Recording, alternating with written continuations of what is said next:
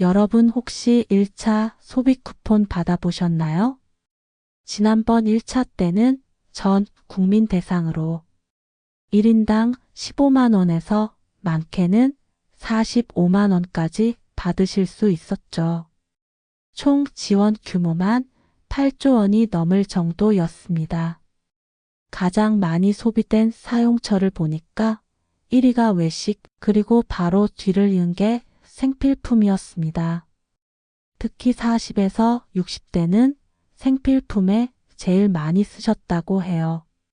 실제로 60대 어르신 한 분은 병원에서 진료비도 결제하고 시장에서 반찬 사고 남은 건 식당에서 밥 사 먹으니까 정말 큰 도움이 됐습니다.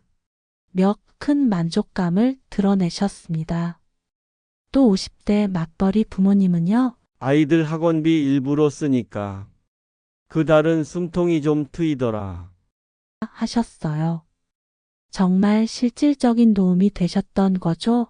자, 그런데 이제 다가올 2차 소비 쿠폰은요, 조금 다릅니다. 누구나 다 받을 수 있는 게 아니라 소득과 자산 기준을 따져서 일부는 제외된다는 사실입니다. 그래서 오늘은 제가 그 차이점과 주의사항, 그리고 신청과 사용 방법까지 하나하나 알려드릴게요. 제가 누구냐고요? 저는 50대, 60대 이상 시청자분들께 어려운 정책도 쉽고 친절하게 알려드리는 여러분의 든든한 정보, 도움이 친절히입니다. 이런 유용한 정보가 더 많은 분들께 전해질 수 있도록 구독과 좋아요, 알림 설정 꼭 눌러주시고 사랑하는 주변 분들께도 꼭 공유해 주세요. 그럼 바로 시작할까요? 먼저 1차와 2차의 차이를 간단히 정리해 볼게요. 1차 소비 쿠폰은 전 국민 대상으로 했어요. 누구나 받을 수 있었고 금액도 15만 원에서 45만 원까지 다양했죠. 소득이 낮거나 한부모, 기초생활수급자 같은 취약계층에는 더 주는 방식이었습니다. 그런데 2차는 달라요. 바로 국민 90%만 지급 대상이에요. 상위 10% 소득자와 고액 자산가는 제외됩니다. 그리고 금액도 1인당 10만 원으로 줄었습니다. 즉, 1차는 모두에게 넓게, 2차는 필요한 분들께 선별적으로 라고 정리할 수 있겠네요. 자, 그렇다면 구체적으로 누가 빠지게 되느냐? 정부가 내놓은 잠정안을 보면요. 이렇게 기준이 정해져 있어요. 먼저 소득 기준입니다. 기준 중위소득 210%를 초과하는 가구는 제외됩니다. 숫자가 조금 헷갈리시죠? 제가 쉽게 풀어드릴게요. 1인 가구는 월소득 약 502만 원 초과면 제외, 2인 가구는 825만 원 초과, 3인 가구는 1,055만 원 초과, 4인 가구는 1,280만 원 초과. 이 기준을 넘으시면 받을 수 없다는 거예요. 쉽게 이해가 되시죠? 그리고 소득 말고도 자산 기준이 따로 있습니다. 재산세 과세 표준 합산이 12억 원을 초과하거나 금융소득이 연간 2천만 원 초과인 경우 이런 분들은 고액 자산가로 분류돼서 역시 대상에서 제외됩니다. 하지만 좋은 소식도 있어요. 고령층 1인 가구, 또 자녀 교육비 부담이 큰 맞벌이 가구 같은 경우는 특례 기준이 적용될 수도 있습니다. 즉, 일반 기준에서 걸러지더라도 특별히 지급될 가능성이 있다는 거죠. 다만 중요한 건 아직 이 기준이 확정된 게 아니라는 겁니다. 정부가 9월 초, 대략 9월 10일 전후로 최종 확정안을 발표할 예정이에요. 그러니까 지금은 이런 방향으로 가고 있다 정도로 이해하시면 됩니다. 그럼 언제부터 어떻게 받을 수 있느냐? 궁금하시죠? 지급 시기는 9월 22일부터 시작돼서 10월 31일까지 신청하실 수 있어요. 따라서 2차 소비 쿠폰은 다가오는 추석 명절에 가게에 실질적인 도움이 될 것으로 기대됩니다. 다만 받은 돈은 11월 30일까지 꼭 써야 합니다. 안 쓰면 자동으로 사라지니까 꼭 기한 안에 사용하세요. 신청 방법은 크게 두 가지예요. 첫째, 온라인 카드사 홈페이지나 앱, 또 지역사랑 상품권 플랫폼에서 신청할 수 있고요.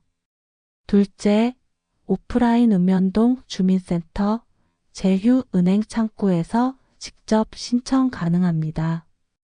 혹시 스마트폰이나 컴퓨터 사용이 어려우시면 주민센터나 찾아가는 신청 서비스를 이용하시면 돼요. 그러니까 걱정 마시고 편한 방법으로 신청하시면 됩니다. 이제 가장 중요한 어디서 쓸 수 있느냐? 말씀드릴게요. 전통시장, 동네 마트, 슈퍼, 식당, 약국, 미용실, 학원, 이런 연 매출 30억 원 이하의 동네 가게들에서 사용할 수 있습니다. 프랜차이즈 가맹점에서도 가능해요. 그런데 사용 불가 업종이 있어요. 대형마트, 백화점, 면세점, 전자제품 매장, 온라인 쇼핑몰, 배달앱, 유흥업소, 사행성 업종, 상품권 판매, 공공요금 납부. 이런 데서는 안 됩니다. 헷갈리실 수 있는데 쉽게 말해서 지역 상권 살리기 목적이라 생각하시면 돼요. 또 하나 기한. 다시 한번 강조드릴게요. 11월 30일 이후에는 잔액이 있더라도 자동 소멸됩니다. 그러니까 10월 말에 받으셨다면 바로바로 계획적으로 쓰셔야 합니다. 그럼 이번 2차 소비 쿠폰에 대한 기대감은 어떨까요? 맞벌이 가정에 계신 한 분은 이렇게 이야기하셨습니다. 이번에도 부모님께 맛있는 밥 사드리고 싶어요. 그런데 혹시 소득 기준에 걸릴까 걱정도 됩니다. 또 고령의 1인 가구 어르신은 특례 기준이 있다는데 제발 저 같은 사람들한테도 꼭 적용해 줬으면 좋겠어요. 하시네요. 여러분도 지금 비슷한 마음이실 것 같아요. 정부가 9월 10일 전후로 최종 확정안을 발표할 예정이니 활용 방안을 미리 생각하시며 기다려 주시면 좋겠습니다. 마지막으로 정리해 드릴게요. 꼭 기억하셔야 할 주의사항 4가지. 첫째, 특례 기준은 아직 확정되지 않았다. 지금 말씀드린 건 잠정안이고 9월 10일 전후 최종 발표가 납니다. 둘째, 소득만 보는 게 아니다. 재산, 금융소득까지 다 본다는 점. 꼭 유념하세요. 셋째, 사용기한 준수. 11월 30일 넘기면 환불도 안 되고 그냥 소멸입니다. 넷째, 사용처 확인.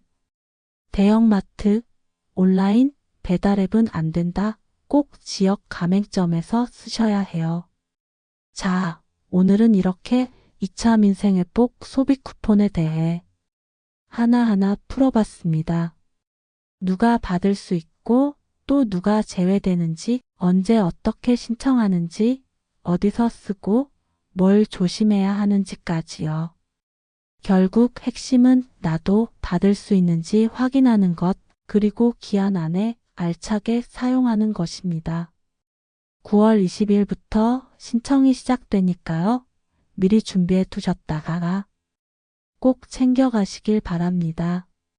오늘도 여러분께 친절한 도움이 되었길 바라면서 저는 다음 시간에 또 좋은 소식 가지고 올게요. 구독과 좋아요, 알림 설정까지 잊지 마시고요. 늘 건강하시고 따뜻한 하루 보내세요. 감사합니다.